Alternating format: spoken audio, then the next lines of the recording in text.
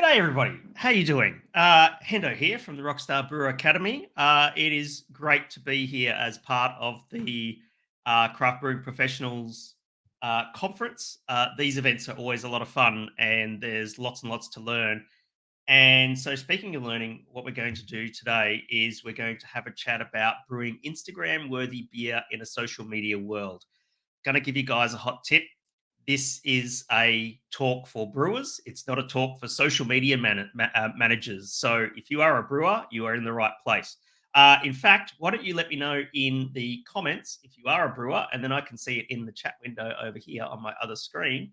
And that just lets me know that you're there. And it would be great if you let me know where you're from, perhaps. That would be a great idea. Let's get cracking, shall we? So, um, as I said, my name is Hendo. It's very nice to meet you. I'm the founder of the Rockstar Brewer Academy. If you can't tell already, I am based in Australia, Brisbane in particular, in the beautiful state of Queensland. What the Rockstar Brewer Academy is about is basically I run the Rockstar Brewing Academy as a brewery operations coach. I'm a mentor for a whole bunch of brewers all over the world. It is a lot of fun, and we run through things about quality, new product development, sensory, lab, all that sort of stuff that brewers need to know to make really awesome beer. So, as I said, got clients all over the world. We sort of run on the basis of coursework, coaching, and community. We have a real good private community.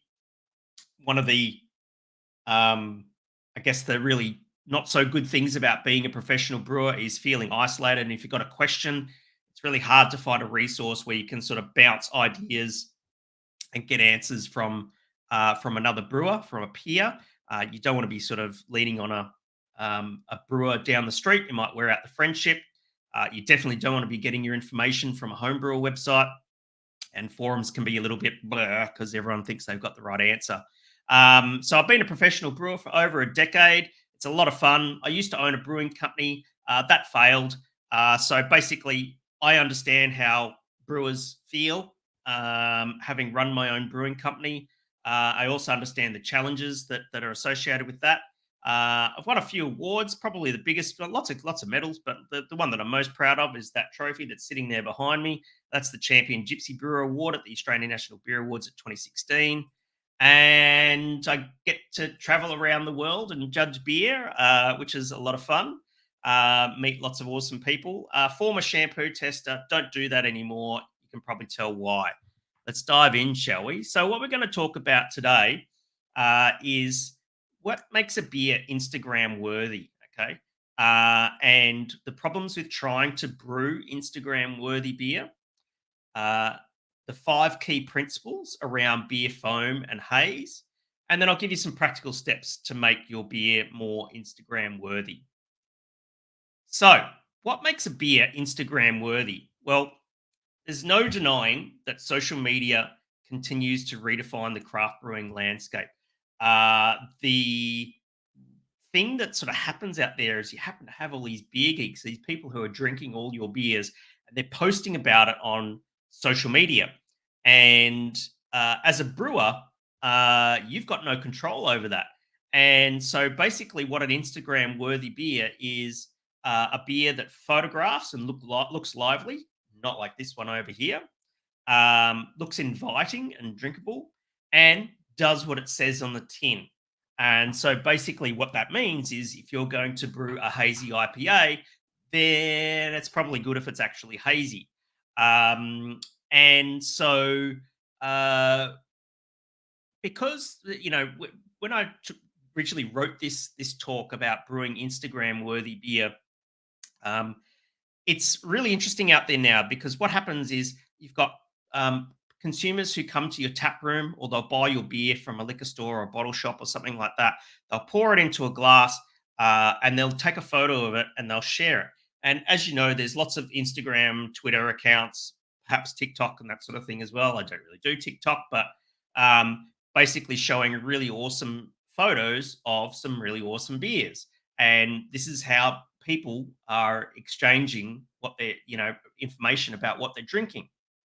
If your beer doesn't photograph well, like this beer here, then people are going to see that as goes through that either small scale or large scale virality of that photograph. People are either going to go, "Yeah, I really want to drink that," or if your beer is not looking Instagram worthy, they're going to go, uh, I'm going to just, they'll either forget it or they'll just move on to the next photo that's in their feed. Okay. So it's really important from a brewer's perspective, not the social media manager's perspective, but the brewer's perspective that you are brewing a beer that is Instagram worthy. Okay. And now, what makes a beer Instagram worthy? Just shout out to my mate Leon over at Beer Thread, who on Instagram, who posts these awesome photos. He's here in my hometown, and he's a wonderful beer blogger. So when we're talking about Instagram worthiness of your beer, it comes down to three characteristics. It's the color, the foam, and the haze. Right? They're all the visual aspects. Brewers tend to focus on the aroma and the flavor and to some extent the mouthfeel of their beer, but rarely is there enough focus on how a beer is supposed to look. And that's the idea. That's what we're trying to sort of cover off today. Okay, so here's three problems that you're going to experience when you're trying to brew Instagram worthy beer. Okay, so first up is poor head retention or foam. Okay, either you're going to have no foam, like old mate photo here, that doesn't look particularly inviting, or you'll have big fat bubbles like this one over on the right hand side here, which also is not particularly inviting. Um, there are beer clarity issues. So, for example, you might be trying to make perhaps a nice pale lager, Munich Helles, or something like that. And traditionally, those beers are meant to be nice and bright. You may not have filtration or something like that in your brewery, yet you're trying to get these bright beers. Alternatively, you're doing something like this one where it says hazy pale and the beer is as bright as a button. So that's part of the not doing what it says on the tin aspect of it. And the third problem that I quite often see with brewers trying to solve visual issues with their beer is brewers and brewery owners thinking that recipe formulation is the sole source of the two problems above. Okay. Every time I see and speak to brewers around the world, um, they will say things to me like, I can't get the head retention on this beer right. I add lots of wheat, I add lots of fit pills, carafoam, and I still can't get the head retention right. And that's basically the brewer that's focusing on the recipe formulation, thinking that it's going to be the silver bullet to solve uh, visual issues with your beer. And so brewing an Instagram worthy beer can be quite frustrating. So a good brewer wants to make their beer look as good as it smells and it tastes, right? There's no denying that. I don't know many brewers who are very careless or anything like that. But why is it when they're trying to troubleshoot visual issues with a beer that they solely look at the recipe formulation? How can I troubleshoot foam issues effectively without throwing wheat and carapils and all sorts of things at the beer and not necessarily just looking at the recipe formulation? Why is that hazy IPA bright when I want it to be hazy? I've literally written that on the label, and the beer is not doing what it says on the tin. And how can I get the haze out of my pale lager without filtration or extended tank time? As brewers, we're very busy people. Yes, it's nice to sit on a Munich Helles for 12 weeks in the tank, but the owner of the brewery or the head brewer is not going to be particularly happy about that because you want to make more beer and it's tying up a tank. So, here's five key principles that'll help you to brew Instagram worthy beer. So, principle number one is know what foam is. Okay. So, foam is basically caused by CO2 coming out of solution in the beer when it's served in the glass. It's happening in a can as well, but mostly we see it in a glass. And what happens is those bubbles rise to the top and they form a foam bubble and they'll sit there and they eventually they will burst, but whilst they're not sitting there they remain there as foam. There's chemical properties that prevent the bubbles from immediately bursting. I'll talk about those in a couple of minutes. And when troubleshooting foam issues, you've got to remember that there's no silver bullet, right? The way that you need to think about foam is not that if I do X, then more foam will happen, or if I do Y, more foam will happen. It doesn't work that way. What you're actually doing is there are attributes of beer, either through the ingredients, the service, the gas that's used, for instance, that are either foam positive or foam negative. And so rather than thinking about ingredients that fix foam issues, you need to think about attributes, not just inside the glass, or not just the liquid. It might be the glass itself. It might be lots of other things that are either foam positive or foam negative. So think of it as like a balance scale. Okay. And that a balance needs to be achieved. Actually, I'll revise that and I'll say you don't need a balance. You just need the balance tip slightly in favor of foam positive. That's it. It just needs to be a little bit off level and you'll have great foam on your beer. So principle number two is now that we know what foam is, we need to understand what the physics of foam is. Okay.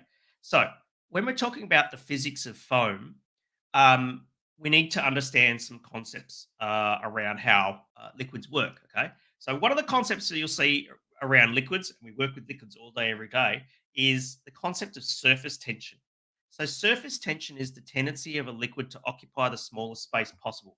And if you have a look at this picture here, here's some water droplets that are sitting on a glass window, and you can see that they form beads, some small beads, some larger beads. And that's basically demonstrating the concept of surface tension. The fact that a liquid will want to occupy the smallest space possible. Now, in this particular scenario, um, the liquid is making a ball. But what if there was some property of the glass, for instance, that would, instead of the smallest space possible being a ball, that it was just flat, right? And that is still the concept of surface tension, and surface tension can be manipulated, right? So gas bubbles in the beer form at nucleation points in the glass. Okay, some of the nucleation points happen because of the beer. Some of the nucleation points happen because of the glass. We'll talk more about that shortly. The nucleation points in a glass are hydrophobic, right? Which means that they repel or they dislike water to the point, so much so, they just want to be dry. Okay, nucleation points.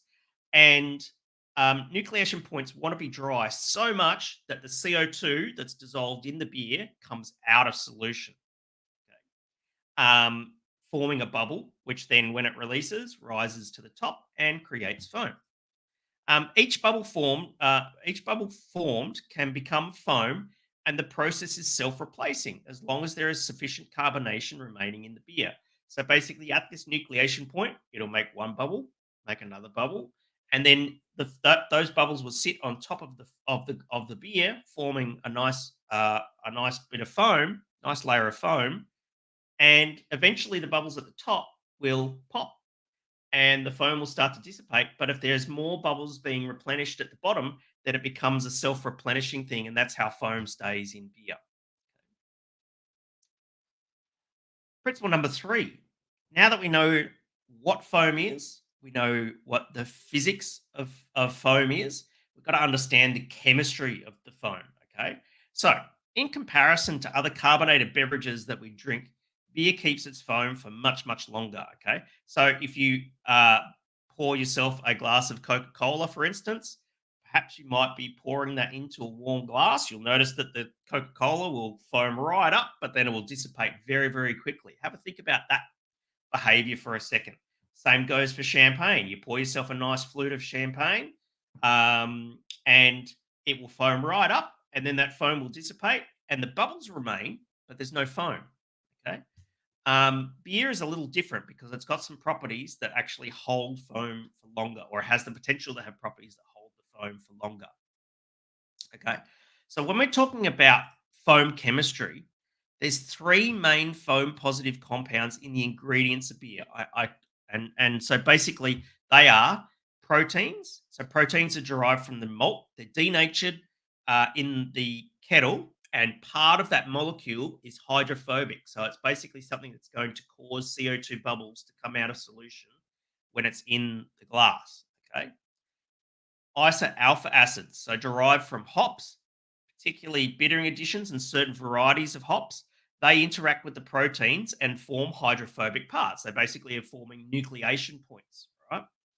And the third part that relates to the ingredients of beer is Maillard compounds. Okay, so Maillard compounds are the ones that turn brown or black when you cook something. It might be a piece of toast in the toaster.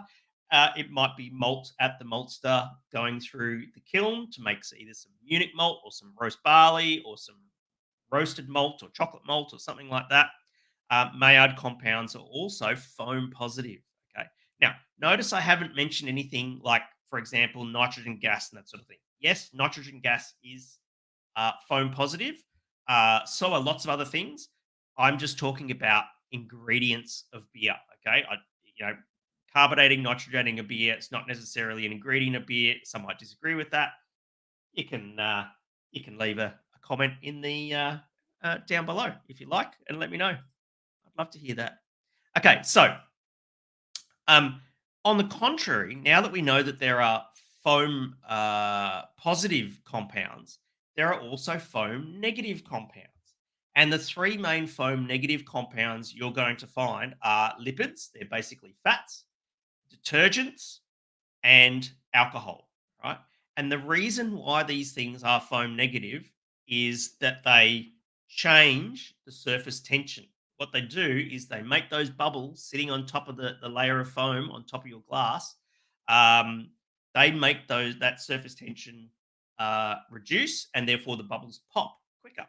Okay, and so the common thing that you find, right, is that when a brewer comes up to me and says, "Hendo, I'm having some head retention issues or some foam issues in my beer," quite often the first thing that they talk about is, the customer says that the beer wasn't carbonated. Consumers who don't know the physics and the chemistry of foam will often confuse poor carbonation with poor head retention, and they are actually mutually exclusive. Case in point, if you have a glass of soda, a glass of Coca Cola, or you have a glass of champagne, they are very highly carbonated drinks, but they have no foam. But when consumers are drinking a beer, there's an expectation that it has foam. Okay. It's interesting also that ethanol or alcohol is a foam negative compound. That by implication means that the higher the ABV of your beer, the more propensity that you're going to have with regards to foam issues in that beer. Okay. But remember, it's a balance because there might be other things in the beer that are foam positive, and we're trying to keep it balanced. So basically, um, lipids, detergents, alcohol destabilize foam because they're hydrophilic. Hydrophilic means that they want to stick to water, okay, and they return the beer to a state of maximum surface tension, right? So basically, what happens is instead of the maximum surface tension state being a bubble, it's basically flat, and you can't see it because it returns to the rest of the beer. Pretty cool, hey? So, principle number 4 when brewing Instagram worthy beer, now that we've spoken about foam, we need to consider haze. Okay. Now, you've got to know what beer haze is made of. Beer haze is basically made of yeast and bacteria. So, dependent upon the cell count, the yeast flocculation of the yeast strain that you're using in that particular beer, and also the water chemistry plays a big part in um, yeast flocculation and therefore the haze of the beer. Yeast and bacteria is one part of haze. Second part is proteins, polyphenols, and pectins. Okay. These compounds interact with each other, causing chill haze. So, proteins and polyphenols, mostly you'll find they exist in malt, they also exist in hops. That basically what happens there is, for example, if you happen to oversparge your beer, you'll start to extract polyphenols. You probably heard the word extracting tannins. Tannins are polyphenols, and so basically they will actually form chill haze. Chill haze is an amazing phenomenon where um, A beer will look hazy when it's cold, and then when it warms up, the haze will disappear. It's one of the things we actually really have to look very closely at when we're judging beer. We have to make sure that beers are served quickly so that we can actually detect the presence of any chill haze, right? Because that's a problem that comes back to work production. That's caused in the brew house mostly. Okay. And the third part of beer haze is carbohydrates, usually alpha or beta glucan, and that's naturally occurring in malt, and it's higher in adjuncts like wheat and oats. And lastly, hop compounds. So hop compounds, as long as everything that basically comes from a plant contains polyphenols, proteins, and pectins. And so hops also have polyphenols in them. So if you're dry hopping a beer, particularly if you're heavily dry hopping a beer, some of those polyphenols are going to release from the hops and form haze in your beer. Right. So principle number 5 is recipe development is only part of the problem when it comes to Instagram worthiness of a beer. Okay. So when troubleshooting issues, as I said at the start, brewers immediately turn to their recipe to troubleshoot an Instagram worthiness issue. So a foam or a haze issue. Okay. And that is not necessarily the way to go. It's true, maybe about 20 or 30% of the time. Um, but in my experience, it's actually pretty rare and is caused by something else. Okay. Brewers often forget to troubleshoot their process. Okay. If you know me, you know how I brew. You know that I love beer recipes, but I'm more of a nut about brewing process to make that beer amazing. Okay. And you have to look at your process as well as your recipe. Okay. Brewers also troubleshoot foam and haze issues in the wrong direction. Okay. They're starting at the recipe and they're moving forward to the beer in the glass, when in actual fact, it's the other way around. Okay.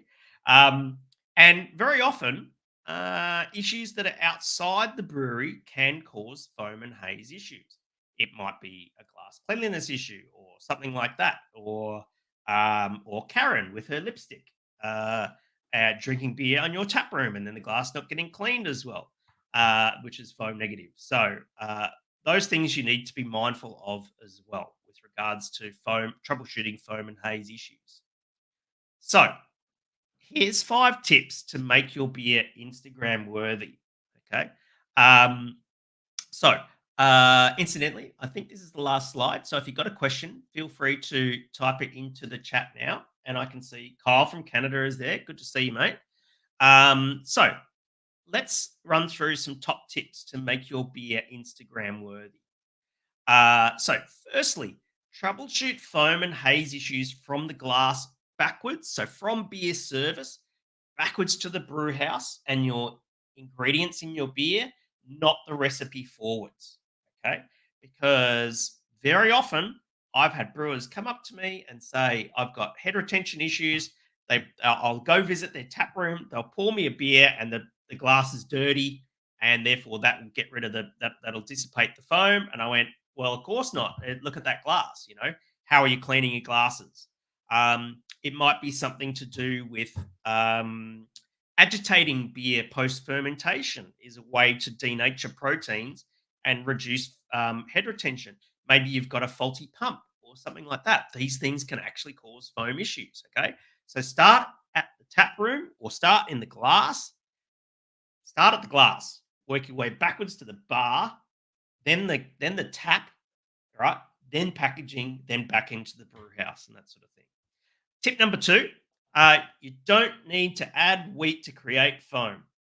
The right hops, for instance, can do a much better job. Okay, there are certain hop varieties that you use in bittering that are much better at adding foam than wheat or carapils or something like that. Okay, so very often brewers, if they're in, I need to troubleshoot foam and haze issues with my recipe.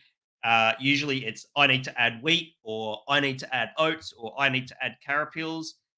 No, doesn't matter. You don't need to do that at all. If you're trying to troubleshoot foam in particular, the right hop varieties can do it. It's one of the things we actually learn about in the Rockstar Brewer Academy. is which hop varieties are actually really good at solving foam issues. So, tip number three, if you're a small brew pub, for instance, and you don't have access to filtration or centrifugation or anything like that, the right amount of calcium will do more to clarify a beer of yeast haze faster than most other methods such as biofine or gelatin or anything like that. Okay. So, firstly, selecting the right yeast strain and knowing that yeast strain's flocculation super important. But let's say you're trying to make a nice pale lager. Um, if you set up your water chemistry right, then that beer will clarify much quicker than going and adding in biofine and gelatin and all that sort of thing that I see brewers add to try and drop the yeast out post fermentation. The really good thing about that as well is that you don't have to open up your tank and potentially expose your beer to dissolved oxygen because there's really nothing to add in that pale lager. So, tip number four, when brewing a hazy IPA, protein and polyphenols comprise the most part or the highest proportion of permanent haze, right? So, when we talk about haze, we talk about the concept of permanent haze and temporary haze. So, yeast, because it flocculates, is considered to be temporary haze. Proteins, however, remain in the beer for much longer, or permanently, basically. And so, when you're developing a recipe, it's important to consider that that proteins and polyphenols comprise the most part of permanent haze. That's why hazy IPAs, New England IPAs, all that sort of thing contain lots and lots of oats, lots of flake wheat, lots of malted oats, all that sort of stuff that makes haze. We're trying to add protein and polyphenols. They're also very heavily dry hop, which contains lots of polyphenols. Right? And tip number five, go read Charlie Bamforth's book Foam. They don't call him the Pope of Foam for nothing. That book is absolutely amazing. It's only about yay thick, and it's a very quick read, but it's basically the Bible on foam and that sort of thing. And a really, really good book. Okay, so there's 5 tips to make your beer Instagram worthy. Okay, this is just brewing Instagram worthy beer, as you can see on this model up here. So I operate on a principle of quality, consistency, and passion. They're the 3 pillars that a craft brewer needs in order to make world-class beer. And I've helped clients all over the world brew absolutely amazing world-class beer. Brewing Instagram-worthy beer is just part of it. With my clients, we work on writing better beer recipes, winning awards in competition, mastering brewing water chemistry, minimizing dissolved oxygen. Even if you don't own a low-range DO meter, I can help you minimize dissolved oxygen in your brewery. Building brewery intelligence so you can make better beer from your data, for instance. And so they're basically the 9 accelerators that differentiate the difference from a brewery that's making okay beer to one that's making world class beer. I've got a free 90-minute training. If you go to rockstarbrewer.com/webinar, you can go and check out my free 90-minute training. The other thing I would encourage you to do is go check out my YouTube channel. So if you're actually watching this on YouTube, there'll probably be a link down in the description below. But if you go to youtube.com/rockstar brewer, you will find my YouTube channel. Some of them are without a beard. It's okay because some of the videos are a little bit old. But there's lots of great content there. There's lots of heaps new content coming. I'm actually currently building a yeast propagator that will make 10 10 barrels, 10 hectoliters. That's enough to inoculate about that much wort. So 10 barrels of wort cost you less than $500 to build, and that's coming up this month. So thanks for showing up today. I really appreciate it. If you've got a question, feel free to leave it in the comments. If you're watching this on YouTube, then please leave a comment on the video or come over to the Rockstar Brewer channel and drop us a message. Leave a comment on one of my videos. I respond to all the comments and that sort of thing. So yeah, if you got a question, just type it into the chat, type it into the comments. Be happy to hear from you. And thanks heaps for checking out today's seminar. Let's see if we've got any comments here. None so far. But for Kyle saying hi, which is great. Awesome. I know that there's a bit of a lag here, so I'll just let that sort of go for another sort of 30 seconds or so. I sincerely hope, guys, that you managed to use the information from here today to go and make some better beer. I encourage you to go and check out the free training that I offer at rockstarbrewer.com/webinar. It's a very insightful session on how craft breweries work and how breweries can make much better beer. Thanks, Ustav. Very educational. Thank you very much. I appreciate you watching and that sort of thing. That's pretty awesome. And great, awesome. Hey, thanks very much, guys. Great to see you. Thanks again to Craft Beer Professionals for running this session. Looking forward to the next one. Hope to meet you in person one day when we're all able to travel again, much freer. And have a great day. Enjoy the rest of the conference. Cheers.